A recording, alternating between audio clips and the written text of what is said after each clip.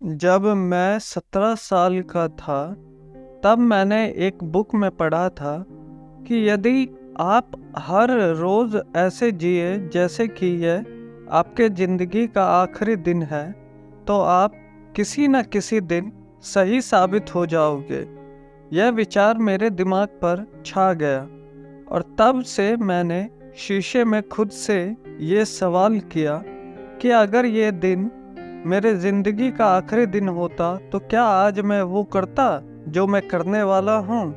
और जब भी लगातार कई दिनों तक जवाब नहीं मिलता, तब मैं समझ जाता हूँ कि कुछ बदलने की ज़रूरत है, कुछ नया करने की ज़रूरत है।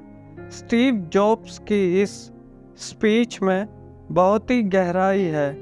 अगर आप ये बात ध्यान से समझे तो ये बात आप में एक अलग ही ऊर्जा भर देगी और इससे भी ज़्यादा ऊर्जावान उनके जीवन की कहानी है। यह एक ऐसी शख्सियत थी जिन्हें ना अपने पैसे से प्यार था और ना ही पैसा उनका पहचान था, बल्कि लीग से हटकर सोचना तथा तकनीक को नए रूप में परिभाषित करना उनके प्रबल व्यक्तित्व की विशेषताएं थी। लेकिन स्वयं स्टीव जॉब्स के लिए उनकी जिंदगी कभी आसान नहीं रही। उनका प्रारंभिक जीवन काफ़ी भ्रम और उथल-पुथल से भरा हुआ था।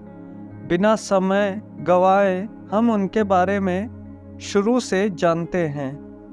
स्टीव जॉब्स का जन्म 24 फरवरी 1955 में कैलिफोर्निया के सैन फ्रांसिस्को में हुआ था।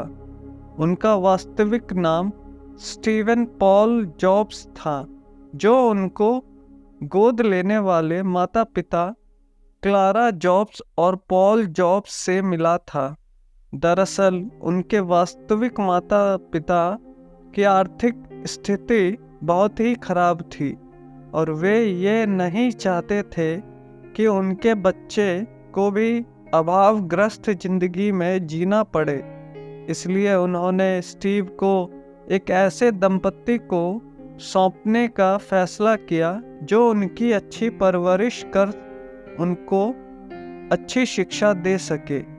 उनके पिता पॉल जॉब्स एक इलेक्ट्रिकल वर्कशॉप चलाते थे, इसलिए स्टीव का ज़्यादातर समय अपने पिता की मदद करने में व्यतीत होता था।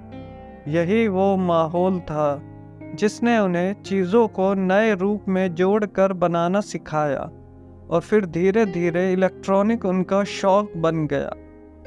प्राथमिक विद्यालय में 4 साल पढ़ने के बाद किसी कारण उनके पिता को दूसरे शहर लॉस एल्टोस कैलिफोर्निया में शिफ्ट होना पड़ा और यहाँ उनका दाखिला होमस्टीड माध्यमिक में करा दिया गया, जहाँ उनकी मुलाकात स्टीव वोजनाइक से हुई, जो आगे चलकर एप्पल कंपनी में साझेदार भी बने।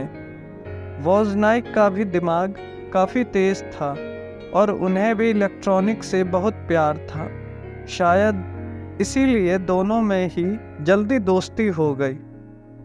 स्कूली शिक्षा पूरी करने के बाद स्टीव जॉब्स ने आगे की पढ़ाई जारी रखने के लिए रीड कॉलेज में एडमिशन तो ले लिया, लेकिन इस कॉलेज की फीस इतनी महंगी थी कि उनके माता पिता के लिए उसे दे पाना संभव नहीं हो पा रहा था और स्टीव जॉब्स को भी अपने माता पिता का पैसा बर्बाद करना अच्छा नहीं लगा, क्योंकि उन्हें उस पढ़ाई में ज़्यादा दिलचस्पी नहीं थी।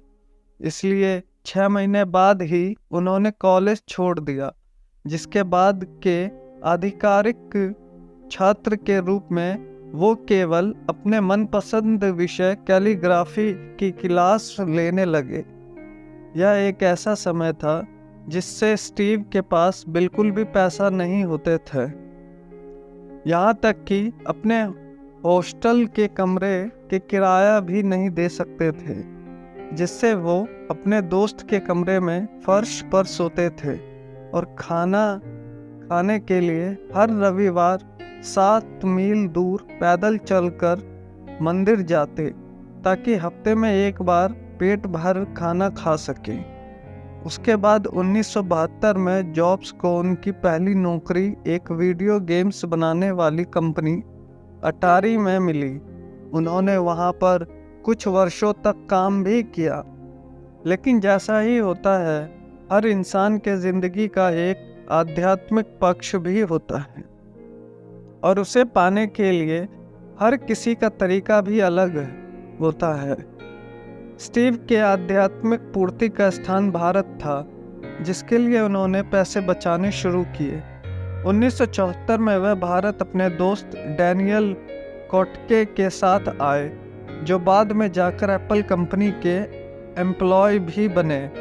भारत में वह 7 महीने रहे और बौद्ध धर्म को भी समझा और नीम करोली बाबा से भी मिले।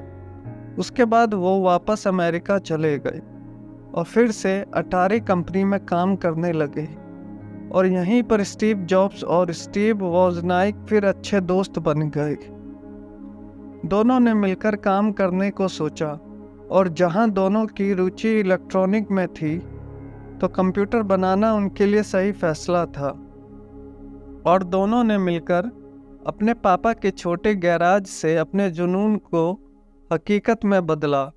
उस वक्त स्टीव की उम्र मात्र 21 साल की थी और इस काम को आगे बढ़ाने के लिए उन्हें एक इंटेल कंपनी के रिटायर इंजीनियर से सहायता राशि प्राप्त हुई और काफ़ी मेहनत करने के बाद उन्होंने अपना पहला computer San Francisco computer club में पेश किया, जिसे लोगों ने खूब पसंद किया। जिसके बाद 12 दिसंबर 1980 को पहली बार कंपनी का आईपीओ बाजार में उतारा गया, जिससे एप्पल एक सार्वजनिक कंपनी बन गई और एप्पल के इस आईपीओ ने विश्व के किसी भी कंपनी से ज़्यादा लगभग 300 व्यक्तियों को रातों ही रात करोड़पति बना दिया। उसके बाद जब एप्पल थर्ड और लीसा डेस्कटॉप बाजार में लॉन्च हुआ, तो लोगों ने उन्हें ज़्यादा पसंद नहीं किया और कंपनी घाटे में चली गई और दुर्भाग्य से इसका जिम्मेदार स्टीव को ठहराया गया और 17 सितंबर 1985 में कंपनी के बोर्ड ऑफ डायरेक्टर ने स्टीव को कंपनी से निकाल दिया, जिसके बाद वो टूट चुके थे। असफलता उन्हें खाई जा रही थी, लेकिन उन्होंने हिम्मत नहीं हारी और अपनी नेक्स्ट नाम की कंपनी खोली और इस कंपनी से उन्होंने इतने पैसे कमाए कि 1986 में $10 मिलियन में एक ग्राफिक कंपनी खरीद ली, जिसका नाम उन्होंने पिक्सर रखा, जिसमें उन्होंने अच्छी सफलता हासिल की।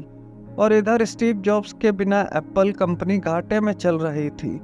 तब एप्पल ने $477 बिलियन में नेक्स्ट कंपनी को खरीद लिया और स्टीव जॉब्स बन गए एप्पल के सीईओ। जिसके बाद उन्होंने एप्पल के अनोखे प्रोडक्ट निकाले, जैसे आईपॉड, आईट्यून्स और 2007 में एप्पल का पहला मोबाइल फ़ोन निकाला, जिसने मोबाइल फ़ोन के बाजार में क्रांति ला दी, जो आज भी लोगों के दिलों में छाया हुआ है। 5 अक्टूबर 2011 को मात्र 56 वर्ष की आयु में कैंसर की बीमारी के चलते उनका निधन हो गया और अगले ही दिन कैलिफोर्निया के राज्यपाल द्वारा उस दिन को स्टीव जॉब्स डे के रूप में मनाने की घोषणा कर दी गई।